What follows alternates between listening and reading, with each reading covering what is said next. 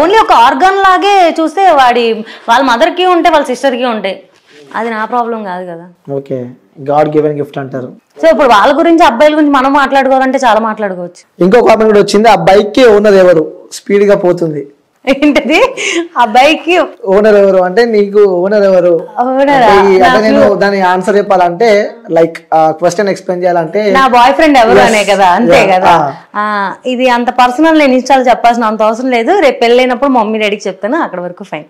Okay, so మొత్తానికి అయితే present ఫ్రీగా హ్యాపీగానే అయితే ఉన్నా అంటావు. Hypothetical question. సో అంటే మేబీ ఉన్నారేమో అని నేను అనుకుంటున్నా. సో చెప్తలేదంటే మేబీ అఫ్ కోర్స్ ఉండే ఉంటారు. సో ఎవరు అదృష్టవంతులు అని చెప్పి చాలా మంది అనుకుంటున్నారు, నేను అనుకుంటలేను. సో ఇంకా ఎలా నడుస్తుంది లైఫా అలా కామెంట్లతో ఇప్పుడే ఇంటర్వ్యూలు స్టార్ట్ చేసి ఇలా అవుతుంది. అసలు మీరు ఎక్స్పెక్ట్ చేశారు అంటే ఒక ప్రొఫెషనల్ లో ఒక డాక్టర్ ఆ సిచ్యువేషన్ అంటే ఆ పొజిషన్ లో ఉండి సో ఇలాంటి కామెంట్స్ వింటుంటే లైక్ మీరు కొలీగ్స్ ఉంటారు, సో హాస్పిటల్కి వెళ్ళినప్పుడు కూడా పేషెంట్స్ చాలా మంది మీ దగ్గరకు వస్తూ ఉంటారు. సో వాళ్ళ మిమ్మల్ని ఆ కామెంట్ల వాళ్ళని డాన్స్ల వాళ్ళ మిమ్మల్ని నెగిటివ్ గా చూసిన వాళ్ళని రియల్ లైఫ్ లో ఇప్పుడు దాకా నేను అసలు అంటే అదే నేను ఫీల్ అవుతాను. కామెంట్లు ఏముంది వాడు కనిపించడు, అది ఖచ్చితంగా ఫేక్ అకౌంట్ అయి ఉంటుంది. మాక్సిమం ఒక 100 కమెంట్స్ నెగిటివ్ గా వచ్చిందంటే 90 అకౌంట్స్ ఫేక్ అకౌంట్స్ అయి ఉంటాయి. ఆ 10 ఇంకా వాడు ఎవడో దరిద్రుడు అయ్యి పెట్టే ఉంటాడు తప్ప బయట కనిపించినప్పుడు ఇప్పుడు దాకా ఒక్కళ్ళు కూడా నెగిటివ్ గా రిసీవ్ చేసుకుందే లేదు.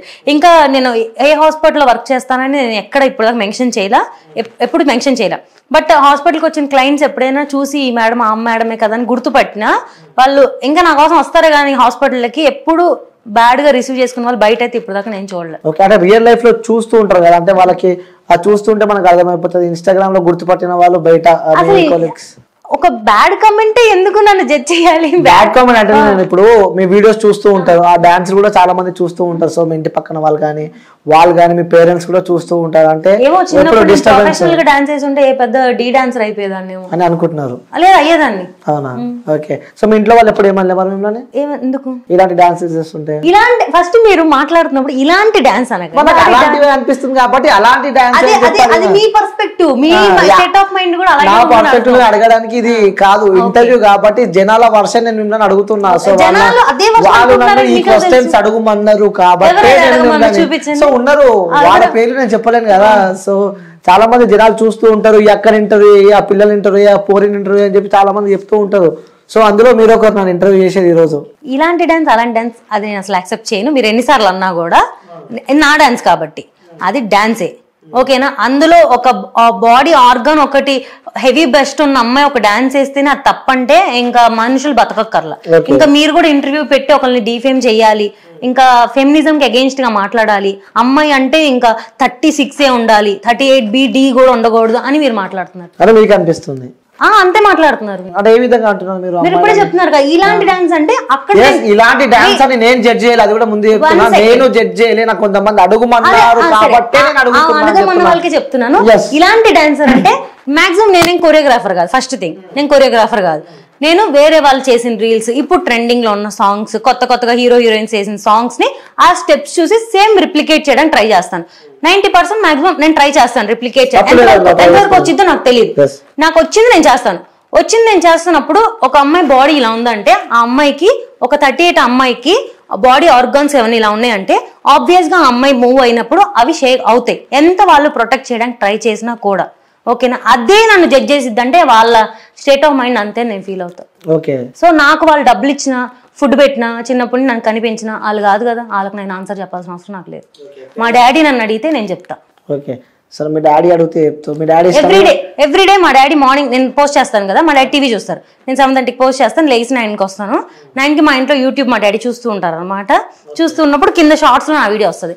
వచ్చిన తర్వాత మా డాడీ ఆ వీడియో చూస్తాడు, ఆ రిమోట్ కర్సర్ని ఎత్తుకొని లైక్ బటన్ నొక్కుతారు. ఓకే, నాన్న కాబట్టి తప్పదు కాదు. ఇలా మీలాగా చాలా మంది కమెంట్స్ చేశారు, చాలా ఫ్యామిలీ ప్రాబ్లమ్స్. అదే జనాలు చాలా మంది కమెంట్స్ చేశారు, అదే చెప్పారు చాలా మంది కమెంట్స్ చేశారు. ఫ్యామిలీలో వెనక బ్యాక్ బిచ్చింగ్ చేసుకున్నారు. డాక్టర్ కదా, రీల్స్ చేసుకోవాల్సినంత అవసరం ఏంటి? డాక్టర్ 9 to 4 వరకే డాక్టర్, 9 to 9 వరకే డాక్టర్. యాక్టర్ కాదు, నా ఇష్టం, నా టైం అది.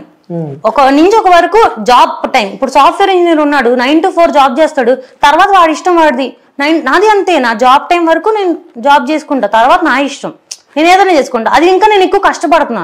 పొద్దున్న 10 నుంచి నైట్ 9 దాకా నేను జాబ్ చేసి ఇంటికి వెళ్ళి తిని రీల్స్ చేసి ఎడిట్ చేసి పడుకోవాలి. అది నాకు ఎక్స్ట్రా వర్క్.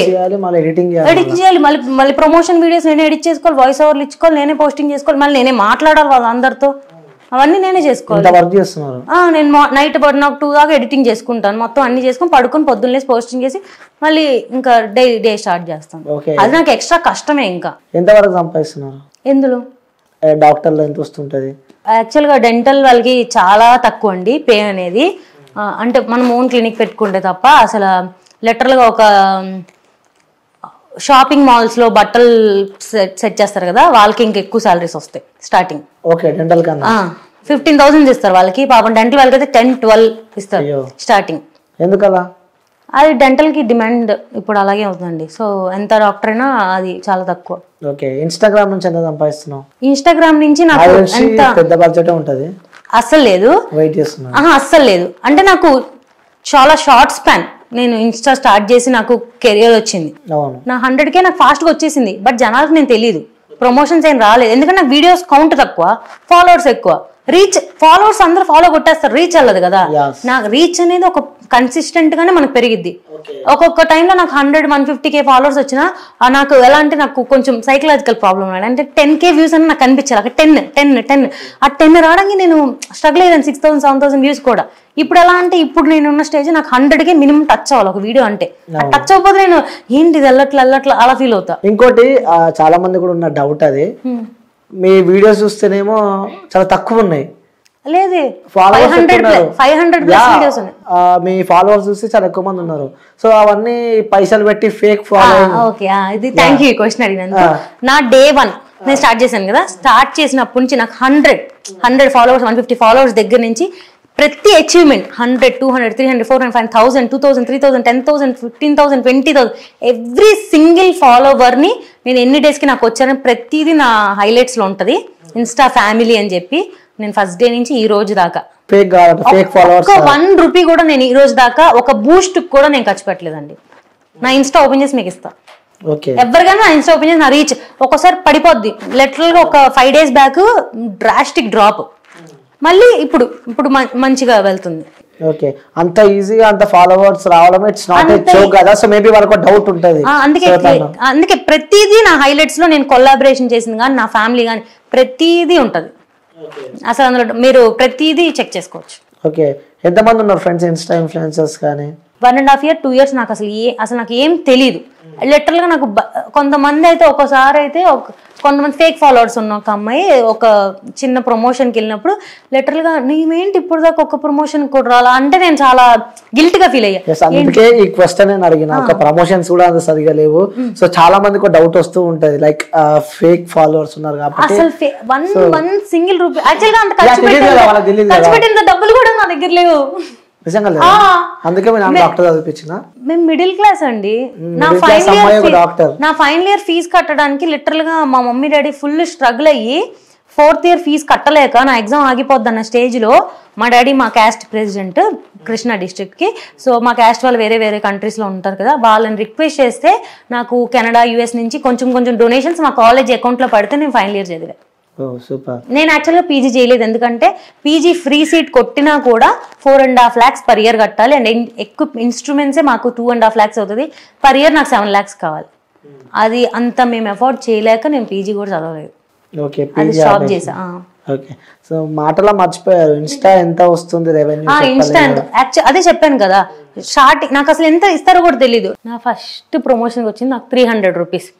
సెకండ్ ప్రమోషన్కి వచ్చిన ఆయన ఎంత కావాలి మేడం అని అడిగాడు. ఆయన ఒక US యాప్ అనమాట, వాళ్ళకి చాలా తక్కువ కదా 300-500 అంటే. నాకు అది చెప్పడం కూడా తెలీదు. నాకు 300 rupees ఇచ్చారండి అని చెప్తే ఆయన లిటరల్గా నా మీద జాలిపడి, మేడం ఇంకెప్పుడు ఇలా చెప్పకండి మీరు, నేను మీకు 5,000 ఇస్తానంటే అసలు నేను